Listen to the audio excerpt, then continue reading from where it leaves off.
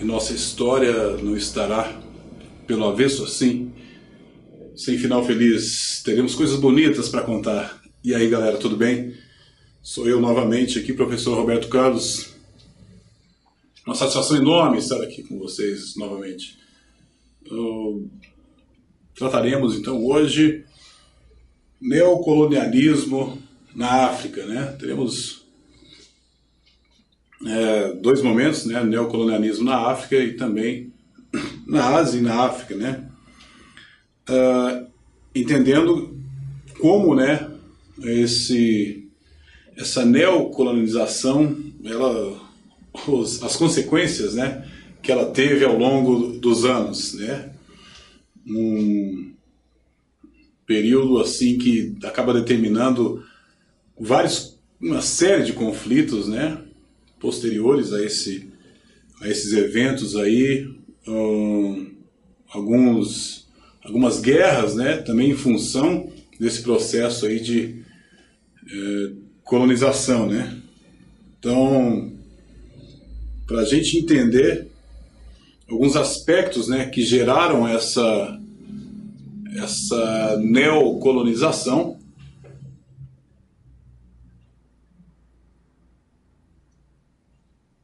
vamos ver os tópicos que alguns aqui nós ignoraremos, porque serão contemplados em outro momento, e sugere-se que a gente deve centrar em alguns aspectos muito mais menos pontuais, né? E que também possa contemplar todo o processo aí de colonização. Bem, sobre o neocolonialismo na Ásia, né? Vamos primeiro um apanhado sobre o neocolonialismo, né? Primeiro, ele tem ponto de partida, né? Século XVI, XVII, né? Em que os interesses econômicos, né, por parte de países europeus, ele está direcionado, muito bem direcionado para a América, né? Principalmente aqui, América do Sul, enfim, o projeto de expansão mesmo, de colonização, em busca não só de produtos, né, quanto também de mercados, né, mercados consumidores, né, a busca de mercado, de produtos de metais preciosos, né. Então isso marcou esse primeiro momento, né. Portugal, como sabemos, né, a gente tem que estar sempre retomando, é essencial, né, para efeitos de comparação. Portugal e Espanha assumiram, né, essa hegemonia, essa liderança do colonialismo, sempre pautados na política mercantilista, né, política econômica mercantilista. Então, isso sustentado também, né, pelo famigerado Pacto Colonial, né, que era aquela restrição imposta por esses países, né, aos colonizados, com a premissa de que só deveriam, né, estabelecer relações comerciais com a metrópole, né, colonizadora. Aí nesse processo, né, já de século XVIII, XIX, com a industrialização, com a Revolução Industrial, né, temos então posteriormente esse processo de industrialização europeia que obriga então cria uma nova demanda, né? Obriga essas metrópoles a buscarem o que? Novos mercados, né? Novos mercados consumidores, já que a produção, né? A produção a partir da industrialização ela é aumentada, e aí nós temos então essa demanda por novos mercados a partir da crescente, né, produção em larga escala. Então, substitui-se, né, essa política econômica, né, mais liberal, né? Então, nós temos um aspecto aqui sobre esse neocolonialismo, que é a industrialização, né? Industrialização que se inicia, né, na Inglaterra, né? A Bélgica nesse processo aí também, graças aos investimentos ingleses, ela também participa, né, desse processo já até de forma muito precoce, industrialização.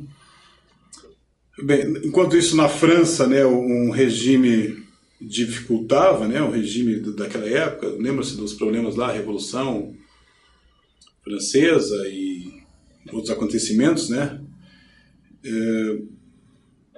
Então, a partir do momento em que a burguesia retoma o poder, a gente tem né, no governo de Luiz Felipe, uma revolução industrial, né, que começa então a ganhar corpo, ganhar consistência na França, né?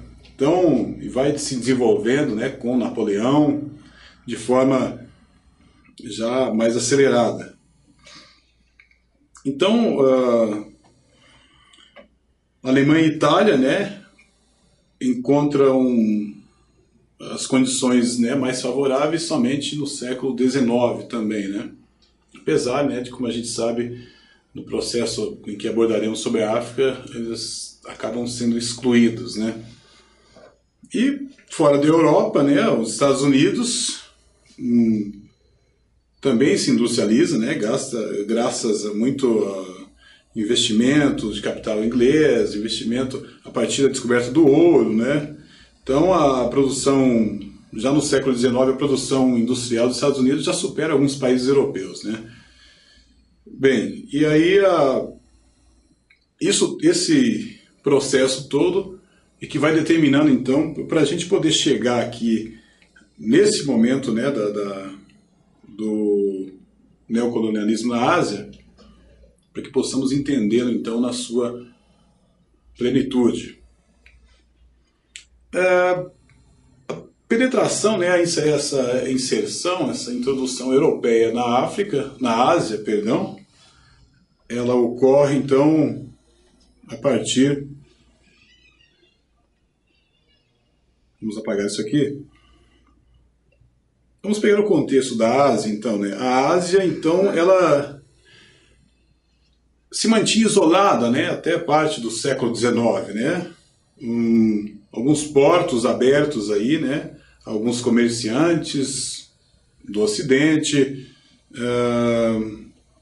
que recebiam esses produtos orientais e os comercializava. Também temos essa certa imunização, né, em relação à ação ocidental, né, momentaneamente, né. Aí veremos como esse processo se dá no decorrer. Bem, nós temos então uma mudança brusca, né, dessa situação durante o século XIX, né, período em que os países ocidentais, né, grande parte dos países europeus também, eles passam do comércio portuário, né, para a política, né, de áreas, de zonas de influência, né, e isso caracteriza também esse período. Então, eles promovem a tal da partilha, né, a partilha desses territórios aí. Na Ásia não foi diferente, né. No caso da Ásia, né, a Rússia era o país, né, mais interessado nessa expansão territorial, né, por motivos óbvios, né, por questões territoriais, por proximidade, né, proximidade do território russo com o território asiático. Os ingleses, né, já no século XVIII já haviam tomado a Índia, né, dos franceses, né, naquele período. Então, o estabelecimento das companhias inglesas, né, que ficaram então encarregadas dessa exploração. Já em 1858, nós temos a revolta, né, de alguns nativos, né, conhecidos como cipaios, que serviam nos exércitos coloniais, né. Então, foi devidamente reprimida e, nesse contexto, a Índia passa a compor, então, o Império Britânico, né. Na China, né, se desenvolve... estamos abordando, então, de forma pontual, né, para a gente poder entender os aspectos mais gerais, né, desse neocolonialismo na Ásia. A Guerra do Ópio, né, um desses momentos também muito importantes, né, no processo de colonização. Essa Guerra do Ópio, na verdade, né, foi motivada pela destruição de carregamentos de ópio, né, que pertenciam a súditos ingleses, né, foram destruídos então pelos chineses. E assim permite a conquista de Hong Kong, Xangai, Nanquim. Temos essas conquistas aqui todas tratadas, né? A reação contra a invasão da China, então, parte, né, de uma sociedade, né, secreta conhecida como os Boxers, né, que promoveram, né, atentados contra a China, contra as nações europeias, né, e enquanto as nações europeias acabavam expedindo, né, algumas tropas, né, para poder punir, para poder conter o governo chinês, a própria sociedade, né, que apoiava. Aí então teremos a Guerra dos Boxers, né, que determina a dominação da China, né, por parte das potências europeias. Então, esses são os momentos, né, principais desse processo de colonização, alguns aspectos. Temos muitos aspectos pontuais nessas conquistas, mas se formos enumerá-los aqui território por território, então a gente tem que entender o neocolonialismo na Ásia de forma, desde a sua origem, né, as motivações ali do processo de industrialização, a necessidade europeia por novos territórios, até porque, né, dá conta de todos esses, de cada processo de colonização de cada território, teríamos uma aula extremamente extensa. Então, para entender como se deu isso, a gente pega do ponto de partida lá, daquelas premissas da Revolução da industrial, né? Como influenciou os outros países, como a Europa começa a penetrar, né, na Ásia, né? Os países europeus começam a adentrar. E nós temos aqui então também um aspecto que diz respeito de como se dava, a partir desse processo de conquista, né, como se dava a administração colonial. No caso da França, né, qual trataremos aqui da relação da França com a África, nós tínhamos, né, colônias, né, e protetorados. Neocolonialismo, colônias e protetorados. Isso é a situação de um Estado, né, posto sob a autoridade do outro. O Estado mantinha-se toda a estrutura, né, assim, de forma, mas estava submisso à autoridade. É uma cidade, um Estado na Ásia submisso à autoridade de um Estado europeu, basicamente isso. Então, as colônias mantinham-se, né, eram mantidas sob a supervisão de um ministério, né, então estabelecido, o Ministério das Colônias, e sendo governada, né, por um governo geral que mantinha, né, responsável por toda a atividade dessas colônias, né. Lembra muito aqui o caso da América, né, o caso do território brasileiro, né, da ideia de colonização não está muito distante, né. Então, esses protetorados, né, tinham uma relativa autonomia, né, mas ainda sob os mandos, né, de algum país europeu, né, que havia o conquistado. Então, as decisões eram tomadas assim, né, com a supervisão, sempre sob a supervisão de um membro da metrópole. Sobre as colônias inglesas, né, tinha então as colônias da coroa, né, que dependiam diretamente da metrópole, né, que é a relação de dependência, e as colônias da coroa. Enquanto as colônias, né, as colônias normais, com uma certa autonomia. Não diferia muito da relação da França com suas colônias, né, da ideia de protetorados e colônias. Então, os domínios, né, eram até certo ponto independentes, né, mas estamos falando de territórios que foram outrora conquistados.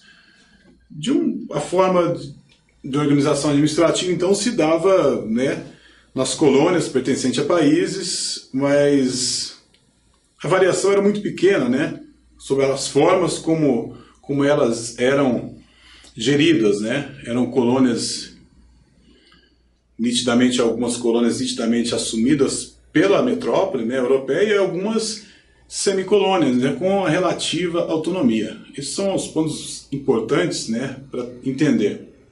Sobre a exploração colonial, ela se dava, então,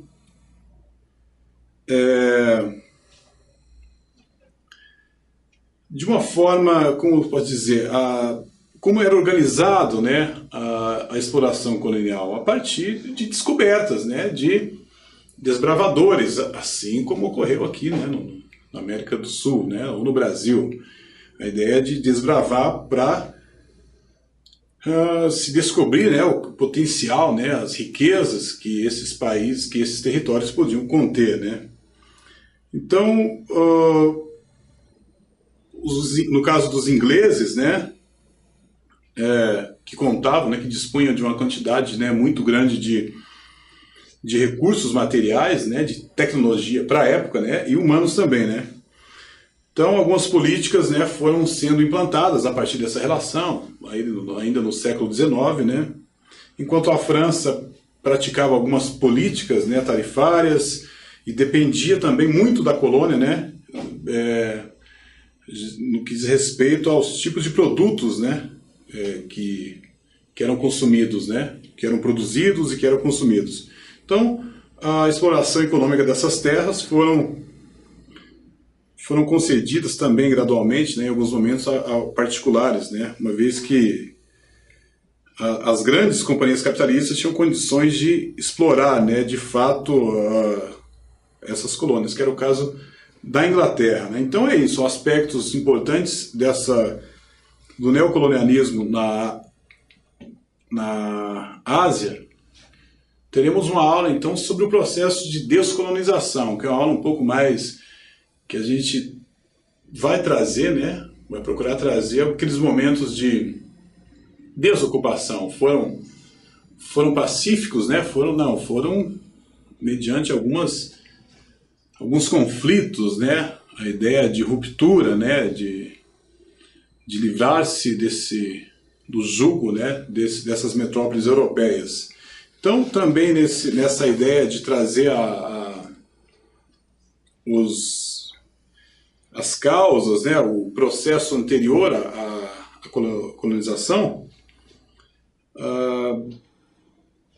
tem muito a ver, né, com o momento europeu, o momento de industrialização, com a necessidade, né, de inovações tecnológicas que vão criando possibilidades, né, de inovações dentro da indústria, e nesse processo surge a necessidade da ampliação de mercado consumidor, principalmente, né, e de forma disfarçadamente, né, também de exploração, né, para se poder produzir, né, esses produtos serem beneficiados nessas indústrias, né, que estavam em um crescente, né, e que acabou então trazendo toda